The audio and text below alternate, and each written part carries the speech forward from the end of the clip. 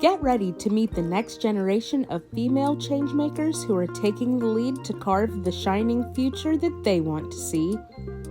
Gold Award Girl Scouts identify problems in their community and beyond, then take action to implement sustainable solutions. Get ready to meet some of those changemakers and the supporters who help them make the world a better place. This is the Make the World a Better Place podcast. It's me, Shanice Harris, PR Manager for Girl Scouts of the Colonial Coast, and I'm here with Sarah Buck, a Girl Scout alum, a Gold Award Girl Scout alum at that, and she's a public affairs professional in the telecoms industry. I've invited Sarah here to share a bit about her experience as a Girl Scout and how that's all translated into the real world for her. So, without further ado, welcome, Sarah. Thanks for joining us. Thanks, Shanice. Glad to be here. Okay, so I'd love to roll right into the interview. If you could tell us a bit about how long you were a Girl Scout. Well, I was trying to do the math in my head when I met you this morning. It's got to be at least 10 years. I remember joining when I joined a new school when we moved when I was young, and of course went all the way through my senior year of high school. But I like to say that I'm still a Girl Scout because I'm still very involved. I am still very involved today with volunteering and working with the media girls, and I always go out and help with cookies. So I'm a Girl Scout for life, I like to say. Yes, exactly. I was going to say, once a Girl Scout, always a Girl Scout. So that question wasn't quite accurate because you're a Girl Scout for life for sure. So that's really awesome to hear about how you've managed to stay involved as an adult. And I would like to touch a bit more on your experience as a girl in the program. You said you went through senior year, and I know you earned your Gold Award during that time. Mm-hmm. So can you tell me a bit more about your project, or just what inspired you to take action on the topic you chose?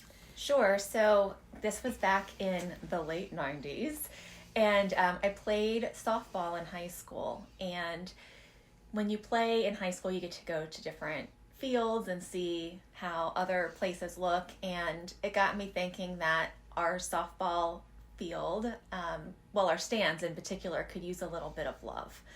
And it's a lot of fun when people can come out and cheer you on, and you can have people in the stands, and if it's comfortable, they'll be more willing to come out, right? So I worked with my softball coach, and we talked about how I could come out and fix the bleachers and fix the benches and make it a little more festive, a little more check out your project. So that's really encouraged them to visit. So I'm curious, what were kind of the steps? You revamped the bleachers. This is more just for my reference. Sure, I'm not sure if I'm familiar with some of the steps you took to complete your project. Yes. So the bleachers were in pretty bad shape. So the actual wood on the bleachers had to be replaced. And then the benches that we had for our dugout, because of course the girls' field didn't have the really cool dugout, we had a bench, right? Mm-hmm. So we had a bench in the for our dugout that was okay, and then the visitor side was just, well, hold on, let's back this up a minute. So we had our dugout because we were the home team, but the visitors side didn't have anything either. Mm-hmm. So we wanted them to feel welcome at our field too. Well, and while I couldn't build a dugout for them, right, I could still make their bench, their space look nice. Mm-hmm. So I had to walk through the process of figuring out how to replace the wood, and then what kind of paint I could use that would withstand weather and wear, and cleats and bats and all the things. So that was a lot of fun and a good learning experience for me. Just hearing you describe your project, I can tell how much thought went into it, down to ensuring even, the visiting team was having a comfortable experience. Your project impacted so many people who are just coming and going from the games each weekend or evenings. That's really awesome. Very cool. So while you were completing that project, I know there were so many steps along the way. You had to shake lots of hands, meet lots of people. What would you say some of those main components to your successes were throughout the project? Well, I think just like pretty much anything, really, when you think about it. You've got to surround yourself with the right people, right? And really finding the people that had the skill set, finding the people that had the tools, people that knew what they were doing, so I could use their knowledge to build my plan. And so that was a big part of my project being successful, was getting the project plan right. And once I had that baseline project plan, then I could start working on the negotiations and the donations and getting a group of people who wanted to come out and help me build and hammer and screw and all the things to get it done. And so, but I will say that probably the key to my success with the whole project was passion, because I picked a project that meant something to me. I didn't just pick something that I thought other people would think was cool. I picked something that really meant something to me, and it was something that I could leave with the school for a long time.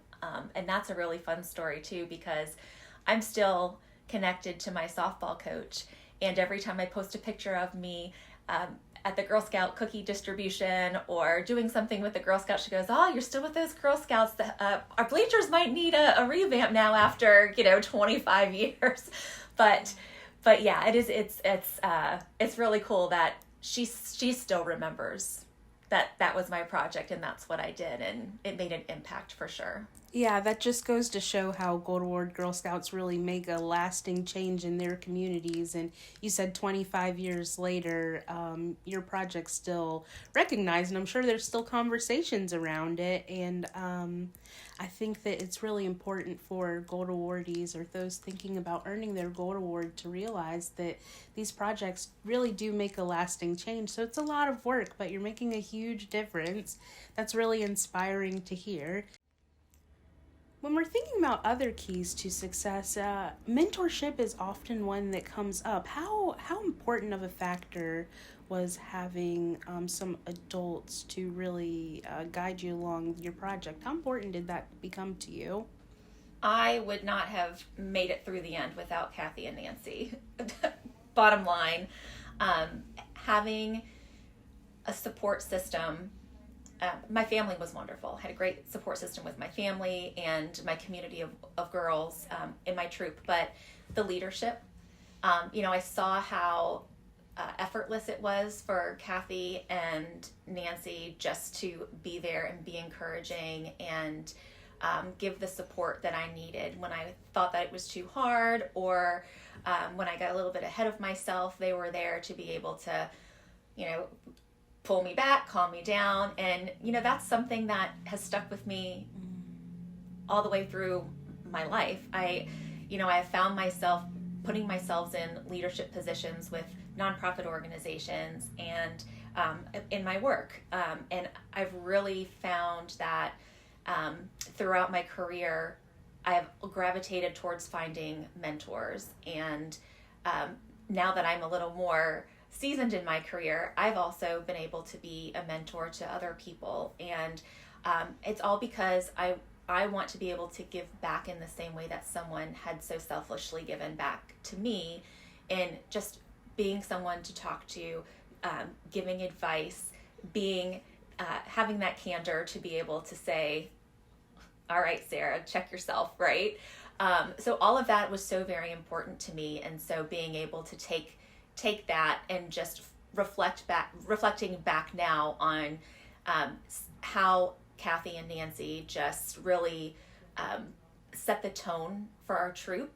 I can really see how that just has been a constant in my life, from work to being a friend to being a mother, right? Right.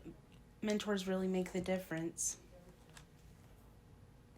So you have touched on some of your favorite parts about Girl Scouting and some of that passion you have for Girl Scouting. But if you had to put it in short, what would you say, either as a girl in the program or now as an adult, what do you love about Girl Scouting?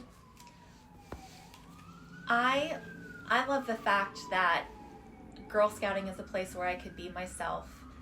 I could meet friends from all different walks of life, people that wouldn't necessarily be in my, you can't see my air quotes on a podcast, but in my circle, right? I actually went to, my Girl Scout troop was in a different city from where I went to high school, or went to public school. And so I met a whole nother group of women that I didn't see every day. So it gave me something to look forward to, right? You know, I wouldn't see Patty in the hallway and be able to talk to her about her weekend. So I couldn't wait to get to my Girl Scout meeting and check in with Patty, check in with Jennifer, check in with Ashley and Shauna to see how their week was. It was just really, it was, I don't know, it just, I am the only girl in a family of 5. Well, I have 3. There's 3 siblings. I'm the only girl, middle child. Both of my brothers are boys. That didn't make sense. Hold on, let me start over. I totally get it. You're stuck in the middle of 2 boys. Yes, so I'm stuck in the middle of 2 boys, and my older brother, he just, you know, the things that interested him didn't interest me, and then my younger brother was 6 years younger than me. So, of course, I'm sitting here like, okay, well, what is my outlet? It's my friends in my neighborhood. It's my school. But then I had this whole other group of people who were just as driven as me, who were just as excited as I was to try something new, a group of girls I could go camping with, because Lord knows my friends from high school were like, camping, what? But we would go camping and we would do car washes and we would do all these things together. And I'll tell you, I am still in touch with several of them, even today. I was thinking on my way over here, I was like, oh, I wonder if Shanice knows about so-and-so or so-and-so, because they're still around and they're doing great things. I really love hearing about the sisterhood that Girl Scouts builds and just those friendships years later. I have similar stories, friends with girls from my troop. We didn't go to the same school, but we were able to connect through Girl Scouts and our interests and exploring the outdoors and making the world a better place. Mm-hmm. So I love that. I love to hear it. I think that some of these skills are really fostered as we're a girl, but as we move into adulthood, they're never anything we let go of. Do you have any particular skills you learned in Girl Scouting or just that you gained through maybe earning your gold award that have translated to real world skills or some of your successes today? Short answer is absolutely yes. A little bit of a longer answer, I would think that if you think about the Gold Award project itself, you know, how to pull together a team, how to negotiate, how to lead a group of people all in the same direction to get to a final goal. I mean, that's what I do in my job now, right? So I've got to get people I've got to build relationships. I've got to get people to believe in me and feel comfortable with me and speaking to me. And so from a job perspective, it's, you know, it's like leadership 101, right? And so if I think about where I landed in my career, the company I've been with for the past decade, more than decade, part of me chose it because of how they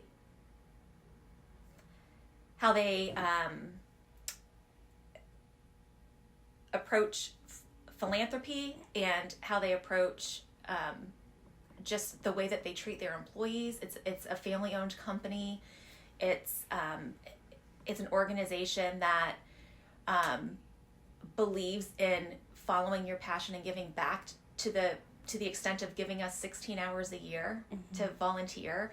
So I think that there's this in the back of my head, those things, they matter to me. And so when I'm looking at where do I want to work, what kind of work do I want to do, somehow there's a tie back to philanthropy and giving back and making the world a better place for people who are like me, who aren't like me, you know. So, and the work I do today is just, it's an extension of that. So I told my boss that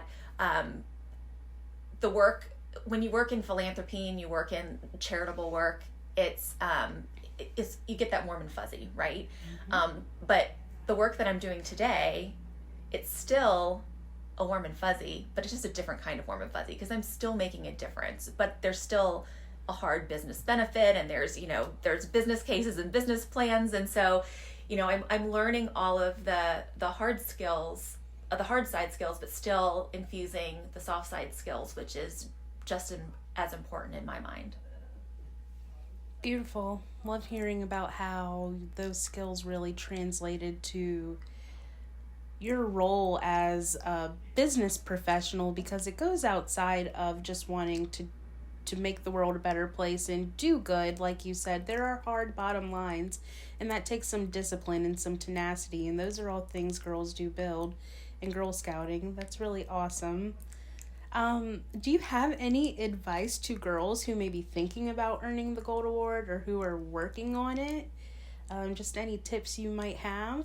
Other than just do it, what's stopping you from doing it, right? So yes, I think that girls that are thinking about it just need to find a way to make it happen. Don't find excuses not to do it. Find a way to make it happen. You've got a whole troop, a community of women, a community of men and women around you that want to see you reach your goals. And if that's a goal you have, then find a way to make it happen. I can't tell you how many times I've been able to tell the story about my Gold Award. I put it on my resume. I'm in my 40s. The two big jobs I've had with corporations over the past 30 years, 25 years, they have been, it's been on my resume, and they have asked me about it. And I find a way to talk about it in my interviews because it really does set the tone for the way that you think and the way you approach your work and the way that you work with teams and the way that you just, your commitment and your your commitment to starting somewhere and having a vision and then getting from A to Z, right? Yeah, exactly. You put it in words that I couldn't have, just that drive to see your vision through. And that starts with, I think, to circle back, you said you picked a project you were passionate about. You chose a career based on the company's values. It's really come full circle, and I love to hear that. And that's really what this podcast is about, being able to kind of touch on those full circle moments and draw that vision between girls working on the award and giving awardees an opportunity to reflect on that award. So That's really awesome. Thank you so much for joining us. I think that'll wrap up our podcast session for today. Thanks so much for having me.